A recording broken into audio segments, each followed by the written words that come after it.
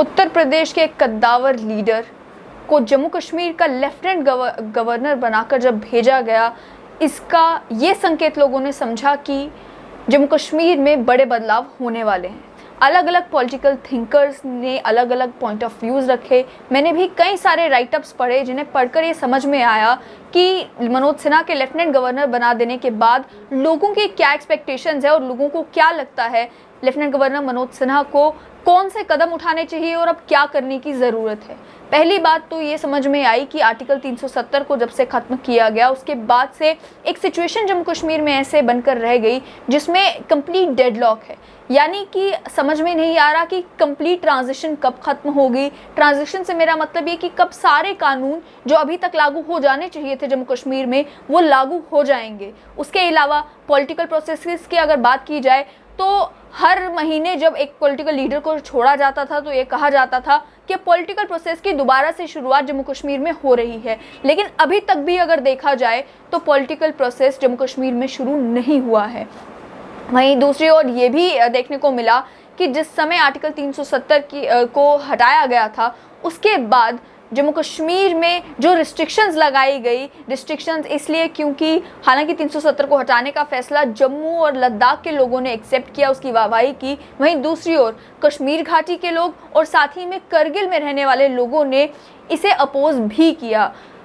इसके चलते क्योंकि केंद्र सरकार को एक्सपेक्टेशंस थी कि यहाँ पर वायलेंस ना हो, सिविल डिसोबीडियंस ना हो, इसके चलते यहाँ पर रिस्ट्रिक्शंस लगाई गई। अब रिस्ट्रिक्शंस में चाहे वो कम्युनिकेशन के ऊपर रिस्ट्रिक्शंस हो या फिजिकल रिस्ट्रिक्शंस हो, उन रिस्ट्रिक्शंस में किसी भी तरीके की डिस्क्रिमिनेशन नहीं की गई। ये देखा गया कि राष्ट्रवादी लोग और वहीं पर वो लोग भी जो राष्ट्र विरोधी सोच रखते हैं, आम लोगों को ये लगने लगा कि दोनों को एक ही तराजू पर रखकर तोला जा रहा है। जब हम बात करते हैं 4G इंटरनेट कनेक्शन की, तो अगर 4G इंटरनेट कनेक्शन कश्मीर घाटी में बंद रहा तो वो जम्मू में भी बंद रहा और वो लद्दाख में भी काफ़ी देर तक जो है बंद रहा। हालांकि लद्दाख में बाद में 4G इंटरनेट को रिस्टोर कर दिया गया, उसके बावजूद भी जम्मू कश्मीर में साल बीतने के बाद भी ये देखा गया कि 4G इंटरनेट के ऊपर रिस्ट्रिक्शंस जो हैं वो कंटिन्यू रही। और अब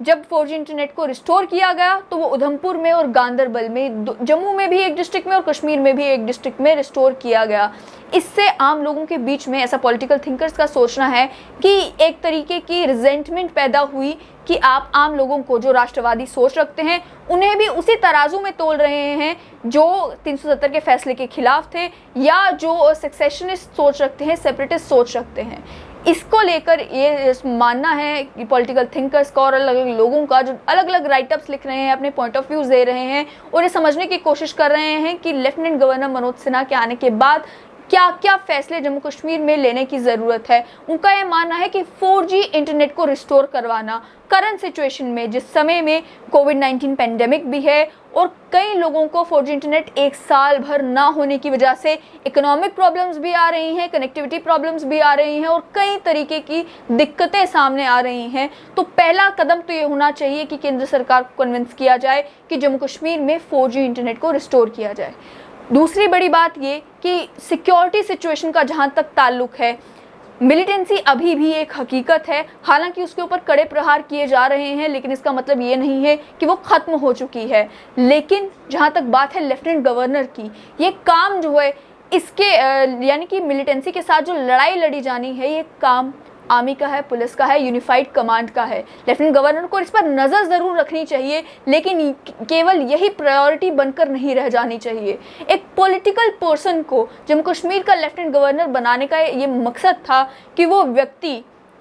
जिसे एडमिनिस्ट्रेटिव एक्सपीरियंस भी है, लॉ एंड ऑर्डर की जानकारी भी जो व्यक्ति रखता है और साथ ही में जिसके पास पॉलिटिकल एक्सपीरियंस भी है, वो जम्मू कश्मीर की कम्प्लेक्स सिचुएशन को ठीक से समझ भी सकता है और यहाँ पर अलग अलग जो एस्पेक्ट्स हैं उनके साथ डील भी कर सकता है। अब इन अलग अलग एस्पेक्ट्स में एडमिनिस्ट्रेटिव सेटअप भी आता है, क्योंकि लोग जो हैं उनमें काफ़ी रिजेंटमेंट ब्यूरोक्रेट्स के खिलाफ भी बन चुकी थी, ये देखते हुए कि जो कामकाज जिस तरीके से स्मूथ तरीके से चलना चाहिए था उस तरीके से बाबूराज में नहीं चल पा रहा था। दूसरी ओर एक पॉलिटिकल डेफिशिएंसी का होना एक पॉलिटिकल वॉइड का होना बहुत ही हानिकारक सिद्ध हो रहा था, क्योंकि आम लोगों का कोई भी कनेक्ट जो है वो सरकार के साथ नहीं बन पा रहा था। इसमें ये भी कोशिश करने की ज़रूरत है लेफ्टिनेंट गवर्नर को कि वो जितने भी डेमोक्रेटिक लीडर्स जम्मू कश्मीर में हैं, डेमोक्रेटिक लीडर्स से मेरा मतलब वो लोग जो कि मेन स्ट्रीम पॉलिटिकल पार्टीज़ का हिस्सा थे, अब वक्त आ गया है उन सभी को रिलीज़ करने का और साथ ही में उनके साथ बातचीत कायम करने का। जब उनके साथ बातचीत की जाएगी तो उन्हें भी समझ आएगा कि अब जम्मू कश्मीर के जो लेफ्टिनेंट गवर्नर है, वो व्यक्ति जो at the helm of the affairs है, वो किस तरह के व्यक्ति है, वो क्या सोच जम्मू कश्मीर को लेकर रखते हैं। उन्हें भी समझ आएगा कि उन्हें किस तरीके से उनके साथ डीलिंग करनी है। एक रैपो बनाने की जो है ज़रूरत है। इसी तरीके से धीरे धीरे पॉलिटिकल प्रोसेसेस को भी जम्मू कश्मीर में शुरू करने की ज़रूरत है। और जो प्रॉब्लम्स जम्मू कश्मीर के आम लोगों को आ रही हैं, जो दिक्कतें आ रही हैं, जो नए फैसले लिए जा रहे हैं, उन्हें एक्सेप्ट करने में जो प्रॉब्लम्स आ रही हैं, चाहे वो डोमिसाइल का कानून हो, चाहे वो मामला हो रिक्रूटमेंट पॉलिसीज़ का, चाहे और कोई भी मामला हो, उनको लेकर भी एक क्लियर विजन रखना और इस क्लियर विजन को कम्युनिकेट करने की ज़रूरत है। अगर लेफ्टिनेंट गवर्नर मनोज सिन्हा इन कदमों पर चलते हैं और इन सभी फैसलों को शुरुआती दिनों में ही लेना शुरू करते हैं, उससे जम्मू कश्मीर के आम नागरिकों को भी लगेगा कि अब जो फैसला लिया गया है लेफ्टिनेंट गवर्नर मनोज सिन्हा को बनाने का